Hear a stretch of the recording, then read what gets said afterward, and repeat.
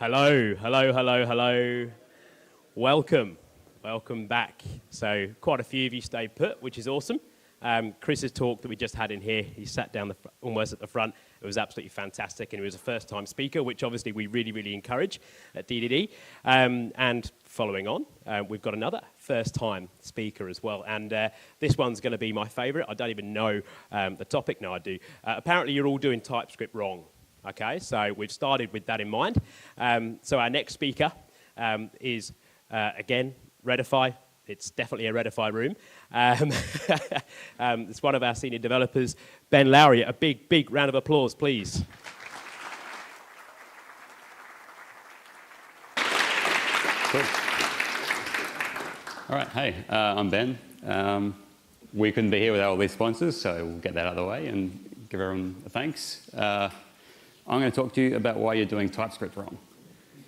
So, first of all, about me, I'm Ben Lowry, as mentioned. I'm a developer at Redify, and I've been using TypeScript for about 2 years. That's me. So I'm going to go through 3 things you're doing wrong. There are a lot more, but we've only got 20 minutes, so we'll prioritize a bit. For each one, I'm going to tell you what it is and what you should do instead. If along the way you have anything you want to say, then get on Twitter. I won't respond to you right now, but I will get to you. I'm a bit busy right now. So, someone in the room, I'm sure, has never used TypeScript before, at least Alex. So, why would you use TypeScript? Well, it lets you add optional type annotations to your code to help describe the intent and stop you from making mistakes. So the TypeScript compiler can tell you when you've got an inconsistency, which is like you're using a string but saying it's a number, and things like that. And one of the core principles of TypeScript is that all valid JavaScript is valid TypeScript. So because of that, there's a few little quirks you get as well because of JavaScript. Now, TypeScript, you've probably seen it, but it looks basically like this. It looks pretty similar to what you get in JavaScript. The only difference is the type annotation. So this is declaring a variable. If you wanted to create a function and annotate types, you'd annotate each argument, and you can do the return type if you want, but you're not obliged. So the first thing people do wrong when they're using TypeScript is using any. Any in general is a bit of a problem. You can see my hashtag, noAny, so use that if you want to tweet. And basically, overusing any is a big cause of problems in TypeScript. So what is any? It's the most flexible type in JavaScript. And basically, it lets you bail out of using TypeScript. So all of a sudden, you don't get any IntelliSense anymore. You don't get any help. I need the help. Maybe you need the help. But I can't do without the help. So any value is assignable to an any, and any is assignable to any other variable. Now, this one is the sticking point, because this is where you get mistakes that you don't realize you're making. So look at an example. This variable is any, and you can assign a string to it. You can assign a boolean, a function, a number, null, undefined, a symbol, whatever you like, anything in JavaScript.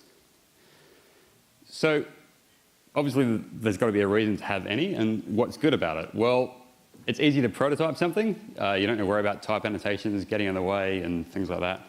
It's pure JavaScript, which some people like more than others. And you get dynamic typing. I mean, you can get dynamic typing with TypeScript, where it's statically dynamically typed. We'll get into that. But yeah, you don't have to worry about it. You can just say it's any and move on and just write JavaScript. And what's bad about it, as I said, it prevents the compiler from telling you when you've made a mistake. And you need to do all the work to ensure that what you think you've got is actually what you do have. So to look at an example where this could cause a problem, let's say I've got a function adding 2 numbers. If I try and give one of the arguments as a string, TypeScript will tell me that that's a problem. But if I have a variable that's declared as an any, and I assign a string to it, I can use that in my add function because any is a number. It's assignable to a number, so it's all good. And then you get a bug in your actual code. So in this example, you'd return 11 instead of 2. Now, using any means that you're accepting that risk. So you know things can go wrong, or at least you do after this talk, and you need to handle it somehow. So how can you do that? You can do things like type of checks, so checking the variable like if type of thing equals a string. Or you can look at the shape of the object, so if it has all the properties you expect, and those things get nuts. And type narrowing is a feature of TypeScript where basically you can kind of declare your own type of function, and the return type there is the object is foo. So looking at an example, in this case I know I've got an object, I've just declared an empty object, but I can still do a typeof check. And if I do that typeof check, inside that block, or inside that scope, TypeScript knows that it is a string. So we can still do all the normal things like to uppercase or split and all those kind of things. And outside that block, TypeScript knows it's not a string. So it helps narrow the type down from any or object or whatever it might be to be a string, or then afterwards anything but a string. And if you do have an any type, because you think that it could be any function, you're actually better off just saying, explicitly listing every possible thing that could be. So any is really string or number or boolean or object or function or symbol or undefined or null. It's a bit annoying to write that every time, but if you do, you will actually get that type safety. So in this case, the const my string is a string equals my variable. Well, it will tell you that string or number or whatever is not assignable to that type. You actually have to do that type checking first. If you're one of the lucky people who can use TypeScript 3, which came out on Tuesday, you can use the new unknown type, which is kind of like a type-safe any. So it's essentially the same as that union type I just showed you. And basically, you have the same thing. Anything is assignable to unknown, but unknown is not assignable to anything. So you need to do those checks.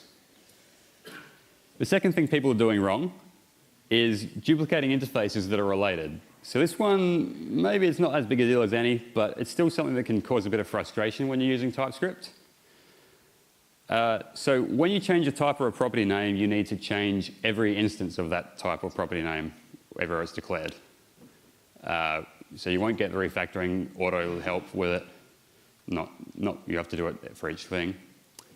And basically, you could even have errors just because you changed the type. So when you change your type and the type name or the type of the property, then you have to change the other interface, and that will show as an error there because it'll say those types aren't compatible. And you could even have errors that are only actually problems with the implementation. So the types, there could be no errors with the implementation. For example, if you're using React and you want to render something and you say it's a string but then it becomes a number, those are still valid things to render in React, but your types would break. So you get extra errors and it's more hassle to go through them. And then lastly, there's twice as much typing. Who wants to do that? So this is an example of React interface props things, a labeled input and an input. So you can see that they're basically the same. The labeled input takes an extra label prop. And then if I render them in React, if you've never used React, it probably doesn't matter. That's just an example. But you can see that we pass through the props to the input from the labeled input. So they're related, and they should, in my view, be related interfaces or types. So if I decide that when I'm using my labeled input, I don't like getting the event back, I'd rather get just the value that is emitted, and I change the onChange event to return a value, or to emit a value, then great. That sounds like a good change. I go back to my interface and I see that I've got an error. So, all right, that prompts me to go back and look at my interface. And then I go, all right, input props. I'll change that one too. And then you go again, and now you see you've got an issue with the onChange. Now that's actually the issue. That's where you've got the mistake. So TypeScript's telling you about inconsistency, but we had an extra layer on the way. So what should we do instead? There are a few options. We can extend the interface, basically say that the label input extends the input props with an extra property called label. To me, that seems like the parent being defined by the child, so it's not my favorite. I prefer to use the TypeScript map types. In this example, pick. Pick basically lets you take the types from one property with these key names and use that as your type. So whichever way you do it, you'll get your type changes flowing through automatically, and you'll see the errors for the implementation, not for the types. So a little bit about pick. Like I said, it lets you pick some properties off the type. One thing I always forget to do, or a mistake I always make, is when I'm separating the property names as strings, I use a comma, and it tells me I'm off. It tells me off for that. So use a pipe, and hopefully someone will remember that, and maybe I'll remember that. So there's some other map types that come built in with TypeScript. There's read-only, which is really useful if you want something to be immutable. Basically, it takes the types that you've got, but adds a read-only keyword in front of it, essentially, so you can't change it. It helps you with things like Redux, like Chris mentioned. Partial is basically the same, but everything becomes optional, not read-only. And excludes a relatively new one, and that can be useful to find differences between two types. So it'll give you the keys that are in one but not the other. So that can be good. The third thing people do wrong is not taking advantage of TypeScript compiler options. And this is probably bigger than the second one, but I wanted to end with a bang. So you see your compiler options in your tsconfig.json. Probably don't look at it that often. I don't, but it's a good thing. So the first one is strict mode. Now, this is on by default when you start a new TypeScript project. If you don't actually have a tsconfig, or when you run tsc in it, at least. If you don't have a tsconfig.json, it's off. So that is fine. You know, they had to make a call, and it's probably the best call to make.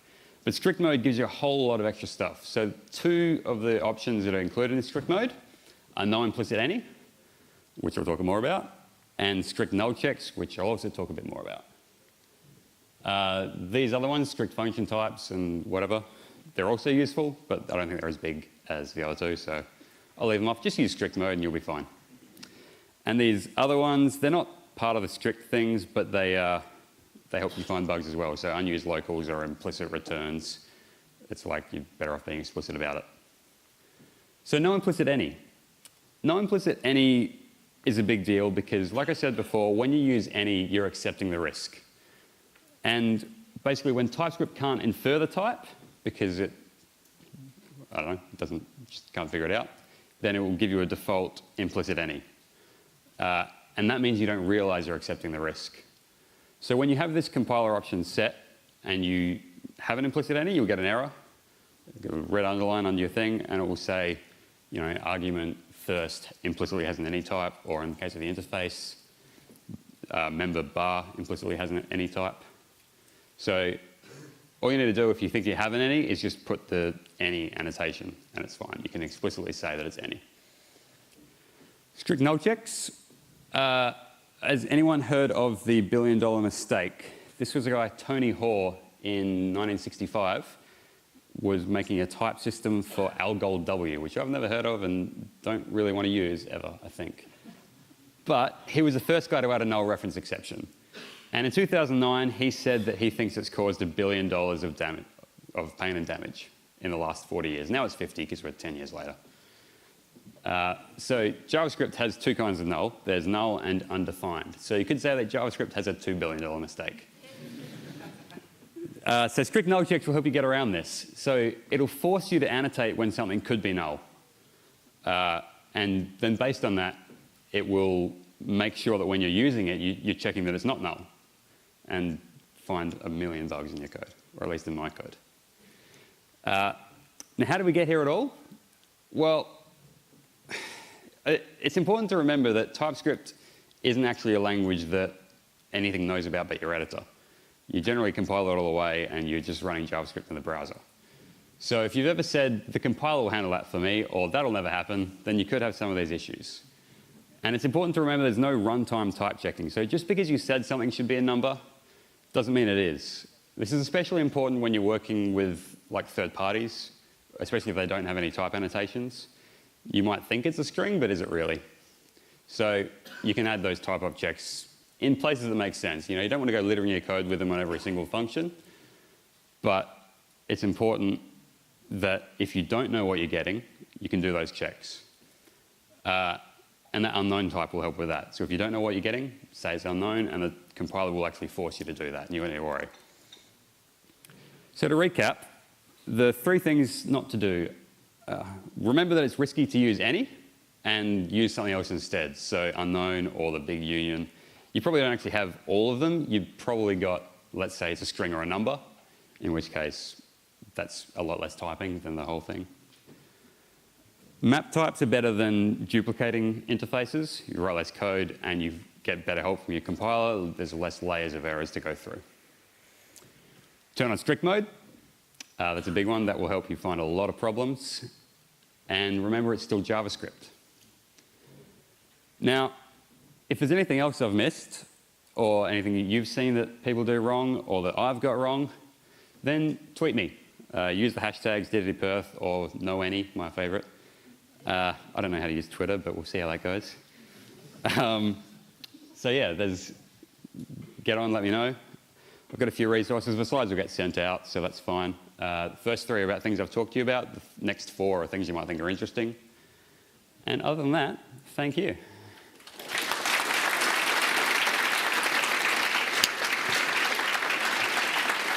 Love your work, mate. That was absolutely brilliant. And yeah, thanks, guys, for being an awesome audience. Now, we've actually got the luxury of having 2 or 3 minutes for some questions.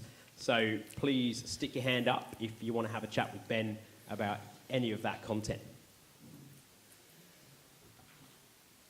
That's a no. Yes. I've got one down the front. Awesome. Coming to you. This is not necessarily specifically related to what you were talking about, but I noticed that you used the type keyword. Yes. And I've been doing TypeScript for quite a while, and I've used the class and interface, but type I've only ever used when I've done flow, the React flow, which is their version of TypeScript. Yep. So what is the type keyword used for? It's basically the same as a, hold up, let's open an editor, because that's more useful than me. So, hold up, I had this. So basically it lets you do things like union types, which is where they're separated by a pipe. So I might say, that's not projecting, let's fix that. Love a bit of improv, Ben. Yeah, I'm great at it, you can see. So I might say that I have, I might say I have questions, or I might say that I have this thing. So I might have something like an expiry date type. And rather than have to declare that everywhere and say, this is actually a nullable thing because it might not expire, I can just say that it's date or null. And then I can use that expiry date type where I have an expiry date, and I don't need to worry about the null annotation everywhere. I can handle it that way. So that's one way I've used it. Or if you want to take props from multiple places, you can do intersections. So I might have another one that's, I don't know, we'll use the classic thing.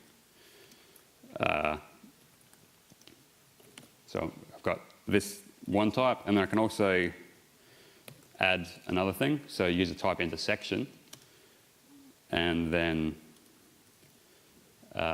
you can see that I've got the type foo, and it has all the properties. So it's a way of joining 2 things together, or aliasing types as well.